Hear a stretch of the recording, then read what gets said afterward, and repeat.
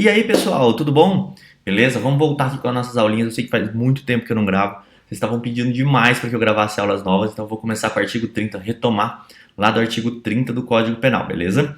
Só que eu vou pedir uma coisa, tá? Se eu ver que vocês estão compartilhando legal essa aula, mandando nos grupos de vocês das faculdades, no grupo de estudo para concurso, que vocês estão espalhando mesmo essa aula, curtindo e se inscrevendo no canal, eu vou continuar a fazer as aulas, tá? Porque isso demanda um tempão meu, eu tenho que parar, pensar, elaborar aula para vocês. E eu posto, como vocês sabem, essas aulas de graça aqui. Então, assim, é um tempo que eu me dedico realmente a vocês. Então, se vocês puderem dedicar um tempinho compartilhando, curtindo o vídeo e mandando nos seus grupos, beleza, eu continuo fazendo a aula se eu ver que isso está gerando essa interação, maravilha? Então, vamos lá, sem mais delongas, para a nossa aula.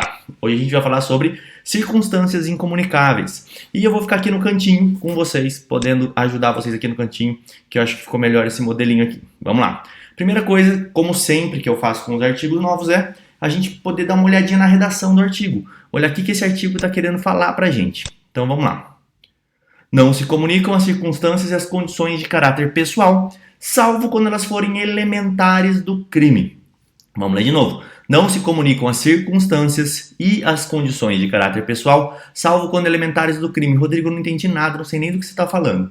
Pessoal, funciona da seguinte forma. Quando duas pessoas cometem um crime, existem certas circunstâncias daquele crime que não se comunicam entre eles. Ou seja, eu cometi um crime de furto, porém tem algumas circunstâncias desse crime de furto que não vão se comunicar ao meu amigo, porque elas não são condições elementares do crime. Olha só, não se comunicam as circunstâncias e as condições de caráter pessoal, salvo quando elas forem elementares do crime. É justamente disso que a gente vai falar. Eu sei que pode parecer um pouco confuso agora, mas no final dessa aula, quando eu der os exemplos, você vai achar muito fácil, você vai entender tudo. E tá aqui, ó, no finalzinho da aula tem o exemplo, você pode ver ali que já tem o exemplozinho que a gente vai falar. Como que funciona então tudo isso, para você entender melhor?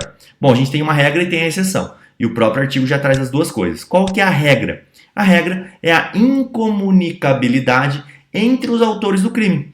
Então, assim, os autores do crime, eles não comunicam entre si as circunstâncias e as condições de caráter pessoal. Essa é a regra. Então, circunstâncias e condições de caráter pessoal, eu já vou te explicar o que são cada uma delas, não se comunicam entre os autores, entre os partícipes, entre os coautores e assim por diante que a gente acabou de ver na nossa última aula. E qual que é a exceção? Salvo quando ela for elementar do crime. Então, Rodrigo, para eu entender esse artigo, eu tenho que entender o que é circunstância, o que é condição de caráter pessoal e o que é uma elementar do crime. Exatamente isso que a gente vai fazer agora. Vamos começar aqui. Separar por circunstância e elementar. Por quê? Porque, voltando aqui, as circunstâncias e condições de caráter pessoal, elas não comunicam. E as elementares comunicam. Então, vamos ver o que é isso. Vamos lá.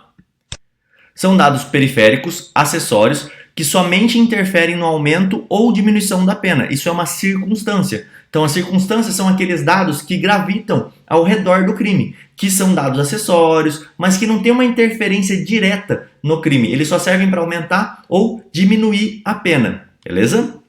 Não interferem na existência em si do crime. Então, o crime existe, mesmo se eu não tivesse circunstância, o crime continua existindo. Isso que é essencial para você entender. Então, vamos lá. Num crime de furto, por exemplo, subtrair para si coisa alheia móvel. Subtrair, por exemplo, é uma elementar do crime ou uma circunstância?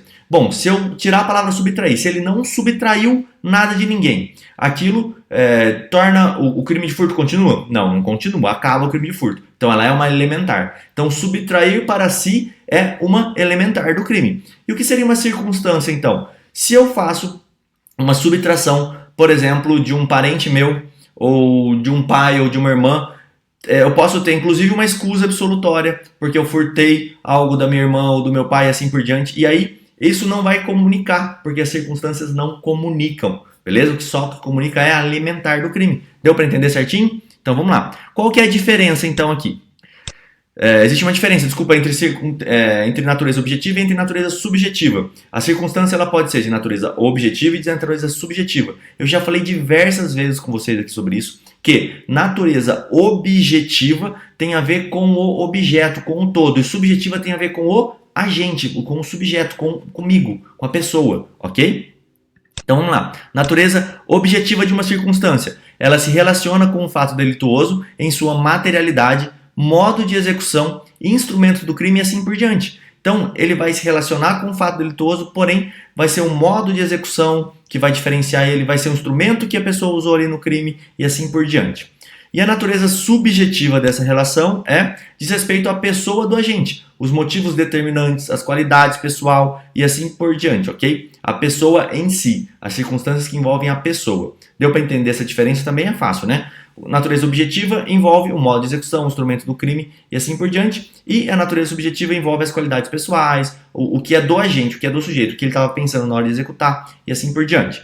Vamos então falar agora sobre as elementares, o que é uma elementar de um crime. Eu até já te dei o exemplo do subtrair para si, que o subtrair ele é um dado essencial. Então, são dados essenciais da figura típica. Você pode até colocar aí no seu resumo. O que é uma elementar? É o dado essencial à figura típica. Aquilo que sem ela acontece o quê? Sem eles, o que acontece? Ou uma tipicidade absoluta ou uma tipicidade relativa. Calma, não precisa ficar nervoso com os nomes que aparecem. Os nomes são tranquilos, só entende. O que é um atípico? O que é típico? Típico é aquilo que está previsto em lei, que eu consigo falar que é crime. Por exemplo, subtrair para si ou para outrem é típico. Então, vai aparecer, o subtrair ele deixa o crime típico, ele deixa o furto sendo furto. O que é atípico? Quando não existe mais o subtrair. Vamos entender aqui. O que é uma atipicidade absoluta de um crime?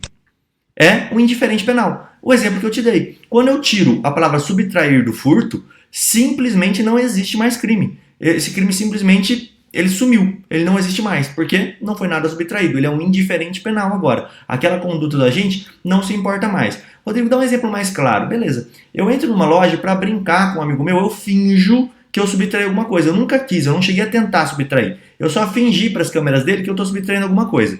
Isso é crime?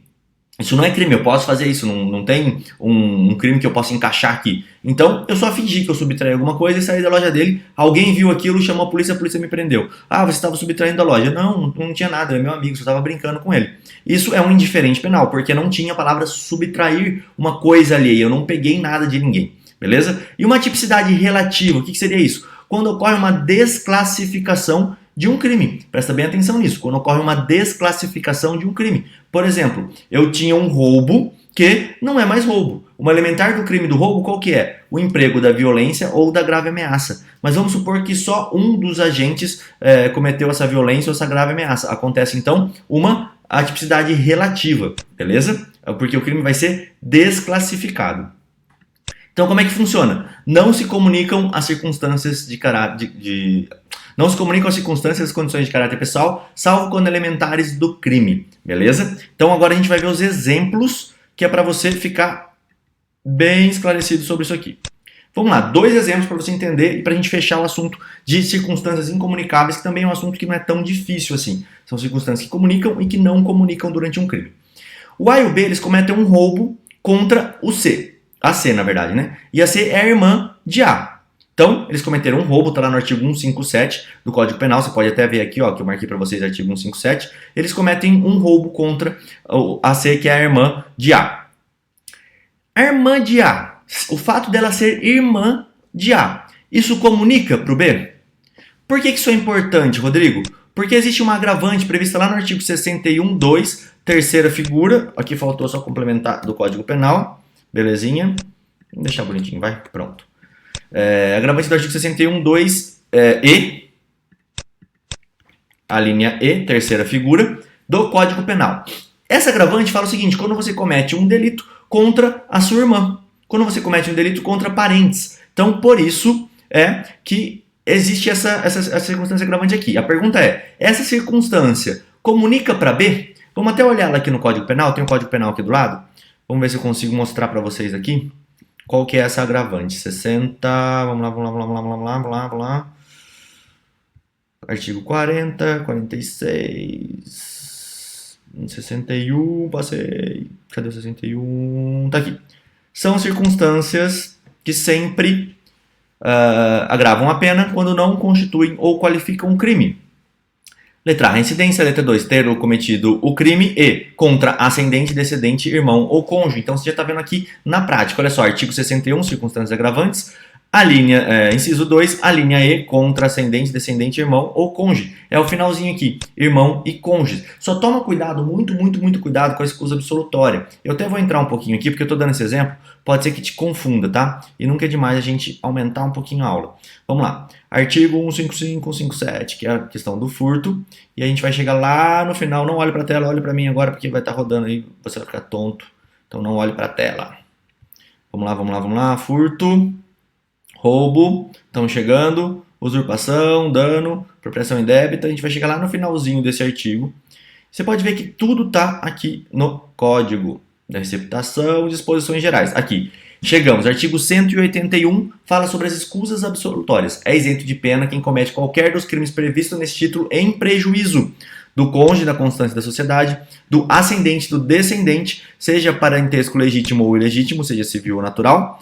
E, artigo 182, somente se procede mediante representação, ou seja, o sujeito tem que ir lá e falar que eu quero processar essa pessoa, se o crime é cometido do cônjuge desquitado separado judicialmente, do irmão legítimo ou ilegítimo, de tio ou sobrinho. Você vê que a redação ela é bem antiga, né? Então tem essas coisinhas que não existem mais. Por exemplo, irmão legítimo ou ilegítimo não existe mais. Do tio ou sobrinho com quem a gente coabita. Então olha só que interessante. Se fosse um furto, no caso de um furto, um agente responderia pelo furto e o outro não. Tá? Do irmão legítimo ou ilegítimo não se aplica o disposto nos dois artigos anteriores se o crime é de roubo ou de extorsão, ou em geral quando há emprego de grave ameaça ou violência. Por isso que no exemplo foi utilizado o roubo, ok? Porque se não fosse utilizado o roubo, ele seria isento de pena. Rodrigo, você confundiu minha cabeça. Não, vou voltar aqui que eu te explico, vai ficar bem facinho de você entender. Vamos lá. Então tá, A e B cometeram um roubo contra a irmã de A, que é a C aqui no caso, beleza? Então presta bem atenção nisso. É uma agravante esse caso. Vai aumentar a pena do sujeito no final, o juiz vai aumentar a pena dele, porque ele cometeu um crime contra o irmão. E lá no artigo 61.2, a linha aí que nem eu te mostrei, a terceira figura é quando você comete alguma coisa contra o seu irmão. Então vai aumentar a pena. A pergunta é, aumenta a pena de A e de B? É exatamente para isso que serve esse artigo. Olha como que fecha o raciocínio. Vamos voltar aqui no artigo, ó. Não se comunicam as circunstâncias e as condições de caráter pessoal, salvo quando elas forem elementares do crime. Então vamos lá. Ela é uma elementar do crime? O fato dela ser irmã é uma coisa que se eu tirar esse fato, se ela não for mais irmã, o furto acaba? Ou então ele é desclassificado para outro crime? Não, não é. Ele continua sendo a mesma coisa. Então, não é uma elementar do crime. Se não é uma elementar do crime, eu sei que não se comunica. Então não dá para aumentar a pena de B, porque A só que era irmão. E lá o artigo fala irmão.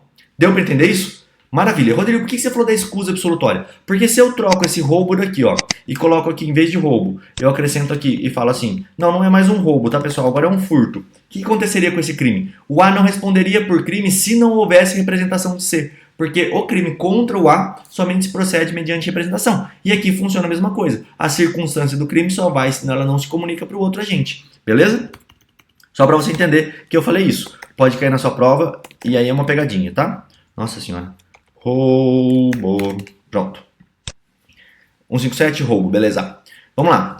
Segundo exemplo, para você entender bem. A, que é funcionário público, e B, subtrai um computador na repartição pública onde A trabalha. Então vamos criar uma ceninha para você entender melhor aqui. Bom, o A, ele vai até a repartição pública onde ele trabalha. Vamos dar um exemplo aqui no meu caso. Eu sou defensor público e eu chamo você, que não tem nada a ver com a defensoria pública, pra gente furtar o computador da defensoria pública. Aí a gente vai lá, andando os dois, eu falo pra você, ó, fica aí do lado de fora que tem uma janela fácil. E eu consigo entrar porque eu sou defensor. Eu vou dar um oi ali pro guarda, passar meio despercebido, entrar, eu te passo o computador pela janela, você pega esse computador, põe no carro, quando eu sair a gente vai embora, beleza? Beleza. E a gente faz assim, eu chego na repartição pública, dou um oi pro guarda, falo que eu sou defensor, entro, consigo entrar por conta da minha função, que eu sou funcionário público, então por conta disso eu consigo entrar. E aí, acontece o quê? Eu te passo o computador e a gente vai embora. A pergunta é, o peculato furto, que é o artigo 312, parágrafo 1º do Código Penal, ele aconteceria sem o fato de eu ser funcionário público? Não. O que teria aí? Um furto. E um furto faz o quê? Uma tipicidade relativa, porque ele desclassifica o crime. Tá? Acontece uma desclassificação do crime. Ele sai de um crime de peculato furto para um crime de furto. Então ele é uma elementar daquele crime. Deste crime, ele é uma elementar. Então acontece o quê? Vamos lá, antes de eu abrir ali, vamos lá.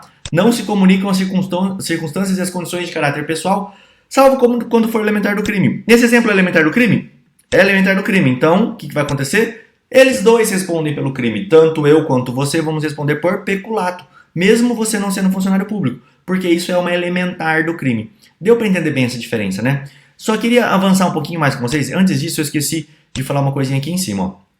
Quando a gente estava falando da natureza objetiva e da natureza subjetiva, tá?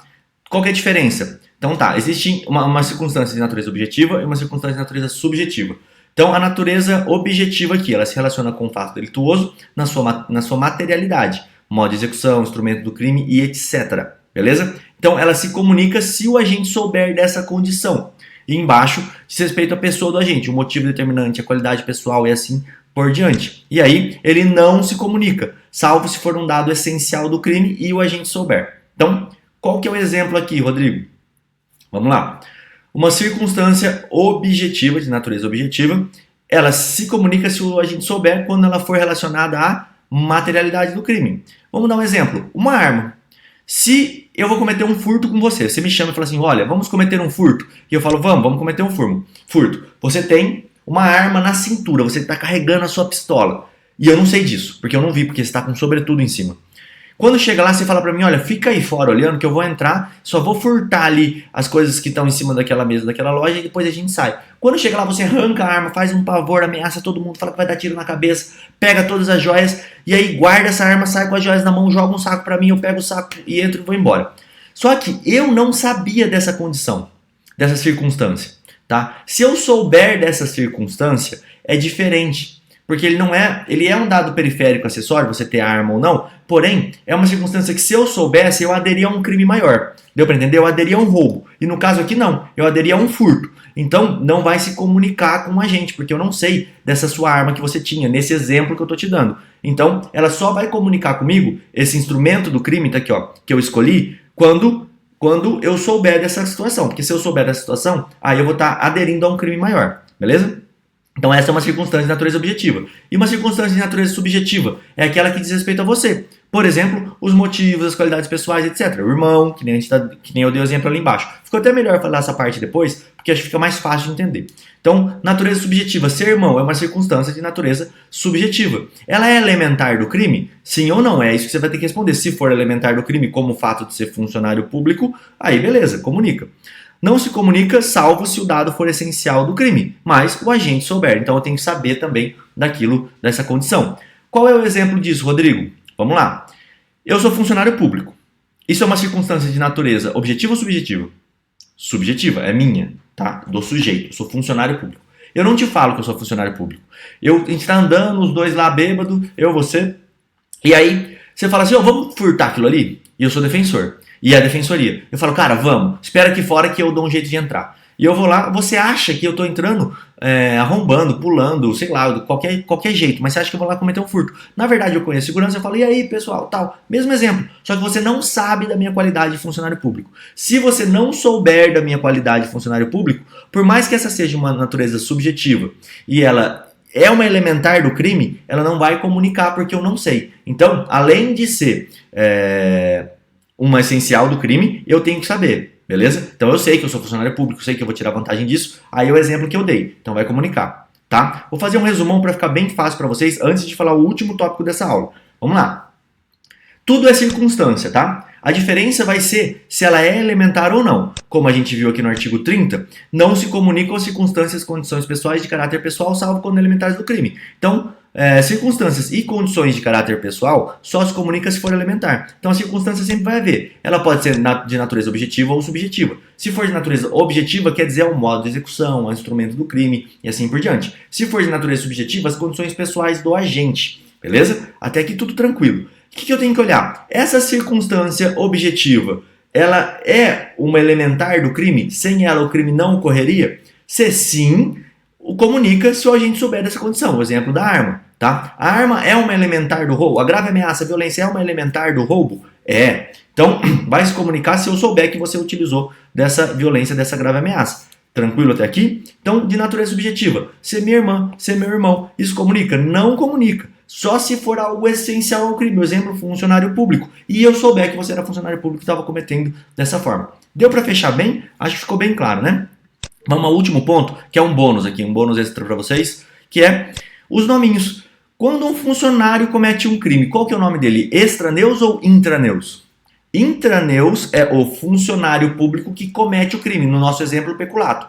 Eu, defensor público que cometi o furto, sou intraneus. E você, que foi condenado pelo peculato, como que é chamado? É o extraneus, que é a pessoa estranha de administração. Isso pode cair na sua prova, essas palavrinhas. Sempre lembre, então, que extraneus é o que está fora, intraneus é o que está dentro. O funcionário e o agente que cometeu com ele que não era lá funcionário público. Beleza, pessoal? Essa aula foi isso, tá? Então fica aquele combinado nosso. Se você curtir essa aula aqui, se você comentar, se você mandar essa aula, principalmente compartilhar ela nos seus grupos de estudo, nos seus grupos da faculdade, assim por diante, eu continuo a gravar porque eu vejo que está sendo relevante para você. Se não, aí eu dou um tempinho na gravação, beleza? Isso aí, valeu e até a próxima!